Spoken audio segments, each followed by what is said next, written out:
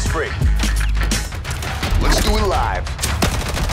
Dan Bunting revealed a very big game today, Call of Duty Black Ops 4. The stats will speak to the fact that multiplayer has been the meat and potatoes of Call of Duty for a long time, and Black Ops. But there are a lot of single-player, players out there that prefer that mode, and they're going to be missing the campaign mode here. So walk us through what this experience of playing Blops 4 would be like for someone that just enjoys playing alone. Well, we are exploring narrative in each of our modes at a deeper level than we've ever done before. So, when you think about players, how they engage with narrative campaign entertainment, they're looking for a couple things. They're looking for story, they like story, and they're looking for gameplay experiences that they can play on their own. They don't have to feel the pressures of social interactions or whatever it is that's there. And this game, we're giving them both in different ways. With multiplayer, we have solo missions that allow you to explore the universe around the specialists, to get a little bit more of an understanding of their backstories, understanding who they are, who they work for, why they're doing this thing, how they're connected to one another, and also master their gameplay abilities at the same time. And we're really going to challenge players to learn each one in unique ways. And then of course with zombies, there's 3 zombies experiences at launch, and that's bigger than we've ever done before. Each one's got an explosive narrative around it, as our zombie fans have grown to expect of us over the years. So it's not so much a stitched together scene by scene campaign, but in the context of all of these characters that Black Ops owns, you can tell micro stories. No one gives a fuck about you. I have to admit, I'm very surprised that Black Ops 4 doesn't have a campaign, because out of the campaigns in the Call of Duty games, I feel like the most amount of experimentation, the most amount of fun and risk-taking has been in the Black Ops series. That must not have been an easy decision for you guys. Well, actually, we were never really making a traditional campaign. From the onset, it was really about creating an incredibly social and engaging experience.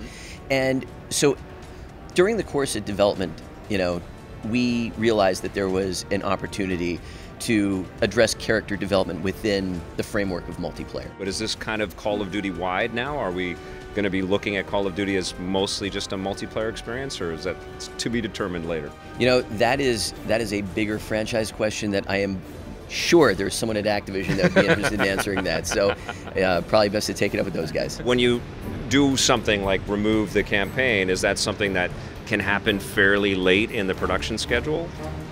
Or decide not to build a campaign? We're a pretty agile team. We're constantly testing new ideas in development, constantly taking the pieces of the game apart and remixing it, trying it in different ways. Right. Ultimately, we're looking for the best ideas that we push forward, and that's what you see reflected today. Blackout is your Battle Royale mode, and I think that was the thing that we were predicting and was leaked or shared or... Big surprise. Do you feel like we could get a saturation on Battle Royale? Do you feel like there's going to be too many choices and too many people chasing? Because we anticipate Battlefield will do something with this, and perhaps Battlefront and other shooters. I think there's definitely a potential for any game experience to get saturated, but what I see this as a genre that's evolving and changing every time another game comes out. It's more than just the rules of what Battle Royale or survival gameplay, however you want to define it. Yeah. It's more than just that. It's the idea that the world has warmed up and opened up to this idea of large-scale multiplayer combat. To me, that's really a platform that can grow and change over time. And that's what I'm excited about. Second-to-second kind of moments too, right? That you talk about with your friend. I guess that's what you're going to try to capture here. Yeah, I mean, no 2 games are ever going to play the same way, and every game is its own unique story. And I think that's one of the things that's really fun about these type of modes is that it is a sandbox. You never quite know what's going to happen. And that's why we're going really big, bringing a lot of characters, a lot of weapons, a lot of vehicles, a lot of past experiences into this one place. Is Battle Royale just a trend? Is it just something that's hot right now?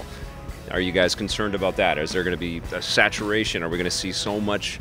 Is there going to be a Battle Royale of Battle Royale modes that's going to kind of take the wind out of the sails a little bit? Well, to be fair, I guess really only time will tell. But I mean, this is a mode of play. Like, we play Battle Royale games, and what we saw was like this real opportunity to really bring something new to the space that is unique to us. Some of the conversations that have gone down over the course of the last couple of weeks is that, like, yes, you know what, we're making a Battle Royale mode, and it's going to be huge, but it's also something that's got to be done in a Black Ops style. We've got 10 years of history to draw upon, and that's super exciting when you look at the potential of Blackout and everything that it can be, because it's like, there are a lot of characters, there's a lot of stuff that we've really enjoyed about Black Ops that this now gives us an opportunity to kind of paint with those colors. I'm very psyched about the vehicle play in Blackout, because that's one thing that I've always enjoyed in your campaigns.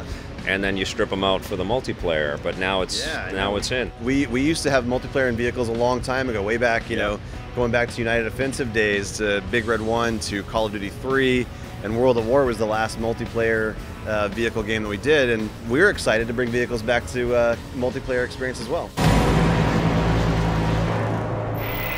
We haven't really talked too much, and we've sort of heard too much about sort of the future world and the cyber world stuff that you got into with Black Ops 3. Is any of that going to be a part of this experience? No, this multiplayer is much more grounded and military. We really wanted to get the texture of a real world into that experience. One of our pillars from day one has been that we want it to be deeply rewarding.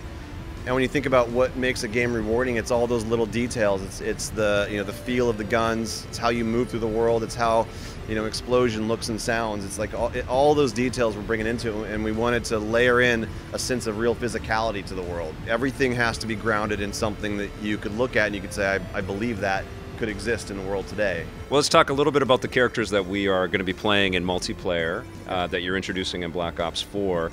Very cool kind of, almost like a Rainbow Six kind of vibe, where you're choosing alliances with different characters and creating a class around them, but take us through some of these creations. So at a high level, the specialists each come to the table with some special equipment and abilities that, it was important to us to create an experience that was more tactical, more team-driven. But if you are a lone wolf slayer and want to come to the table as a Call of Duty badass, like, we need to make sure that person feels powerful. But the specialists and the combinations that you can unlock with some pre-gaming with your friends, like, all of a sudden there's this ability to be more together than you could have ever been on your own. Right. On your own, you're still a pretty powerful guy. But together, everybody is much stronger, and it's really about sort of getting to know each one, identify your play style, matching up with specialists that suit that, and then matching up with other players that allow you to sort of unlock that matrix that just makes you unstoppable. One of the things that it struck me today is that if you are iterating as often as Call of Duty is, you have to change it up. You can't just be the tick the boxes brand, right? Yeah, I mean, it's a delicate balance, and I think that what you're seeing is a team at Treyarch who has been building their experience over the last decade with this franchise and beyond, even with World at War and before that, to understand how do you find that balance of giving players something that's familiar, relatable, that they can kind of come home to and know and love, while at the same time changing all the rules, shaking things up and bringing something innovative and different. And this game really reflects that. It's that whole journey that we've had through the series to get to this point where we can say this is the balance of familiar and comfortable, while at the same time